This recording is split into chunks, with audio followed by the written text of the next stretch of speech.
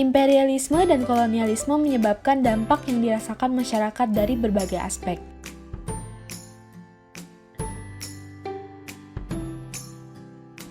Baik itu dari kolonial barat,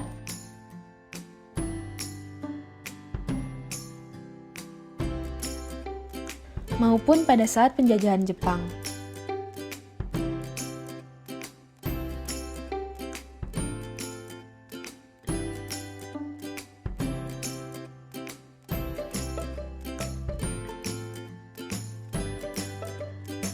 Ada beberapa perubahan yang diakibatkan dari penjajahan kolonial barat. Pertama, perluasan terhadap penggunaan lahan. Pada masa pemerintahan kolonial Hindia Belanda, berhektar-hektar hutan dibuka untuk pembukaan lahan perkebunan serta penambahan tanaman ekspor.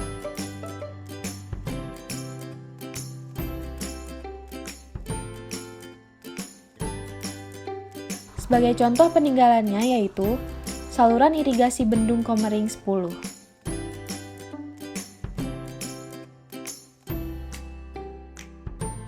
Kedua, persebaran penduduk dan urbanisasi. Kalian tentu masih ingat dengan politik etnis, terjadinya irigasi transmigrasi dan edukasi yang menyebabkan salah satunya adalah transmigrasi yang bertujuan mendapat tenaga kerja murah dari berbagai daerah.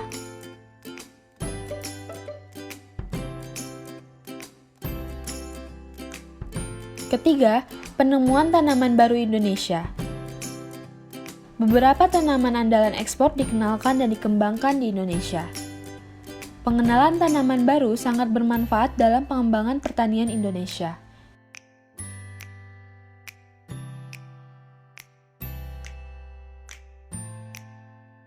Sebagai contoh, tebu ataupun kopi.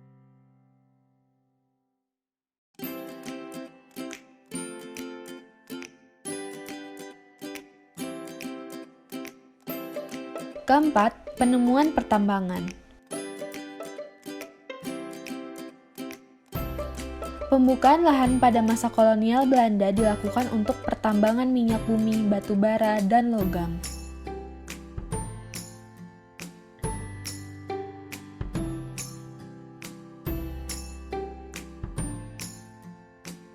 Kelima, transportasi dan komunikasi.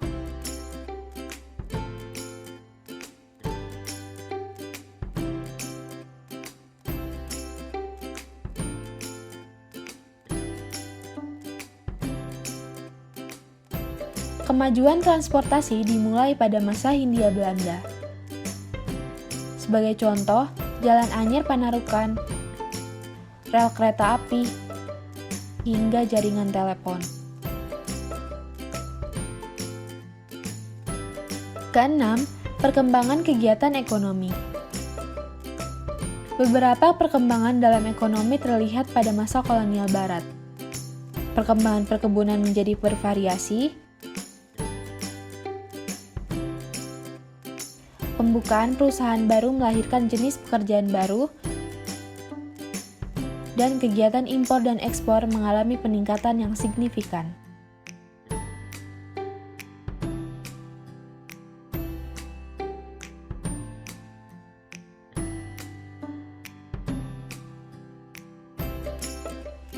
Ketujuh, mengenal uang. Pada masa kolonial barat, uang sudah dikenal sebagai pembiayaan jasa tenaga kerja.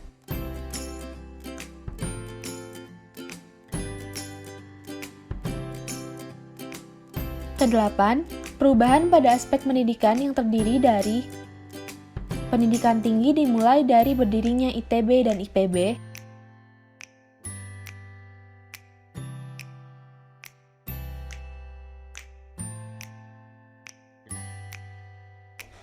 terjadinya diskriminasi pendidikan yang dibagi menjadi dua, sekolah untuk bangsa Eropa dan sekolah untuk bangsa pribumi.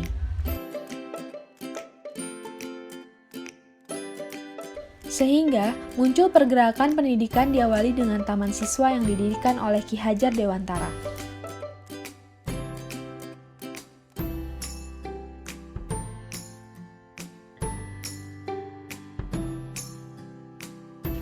Kesembilan, perubahan pada aspek politik. Rakyat terkotak-kotak dalam sistem politik kerajaan pada masa kerajaan.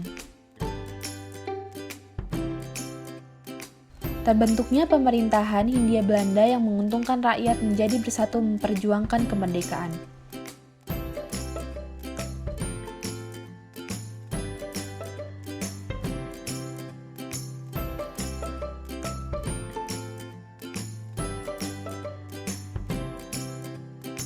Dan terakhir, perubahan pada aspek budaya yang terdiri dari bangunan yang dipengaruhi oleh kedatangan budaya Barat, sebagai contoh Benteng Vastenburg.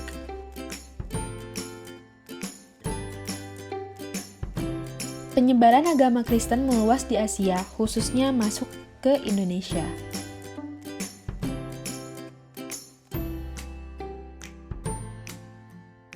Salah satunya disebar oleh Franciscus Xaverius. Kosakata bahasa Indonesia yang dipengaruhi oleh bahasa Belanda maupun bahasa Portugis.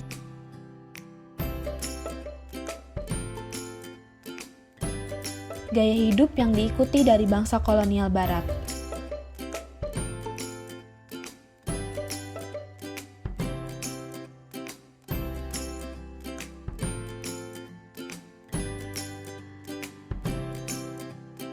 Perubahan pun terjadi pada masa penjajahan Jepang di Indonesia. Pertama, perubahan pada aspek geografi. Perubahan jenis pertanian dari perkebunan menjadi tanaman jarak.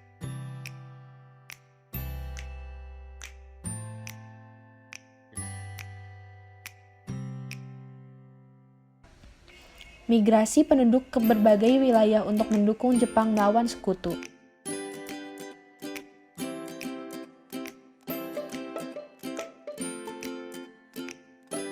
Kedua, perubahan pada aspek ekonomi yaitu perkebunan tanaman ekspor diganti untuk kebutuhan sehari-hari,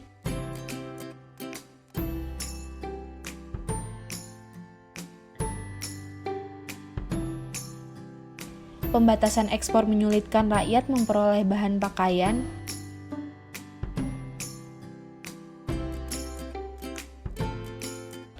angka kemiskinan, kematian, serta penyakit sosial meningkat.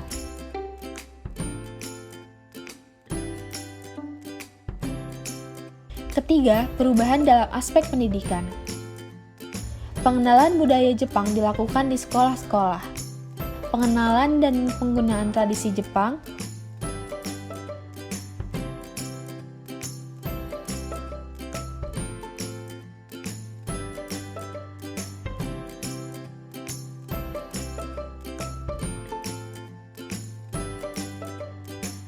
bahasa Indonesia dijadikan bahasa pengantar di sekolah.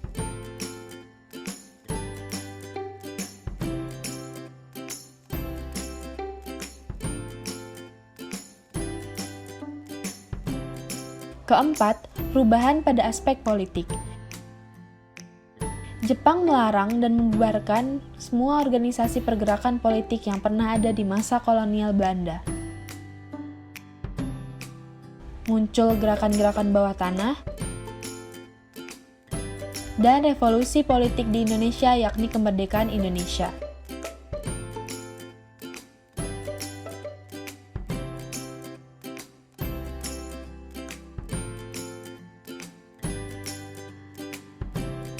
Dan yang terakhir terkait perubahan pada aspek budaya.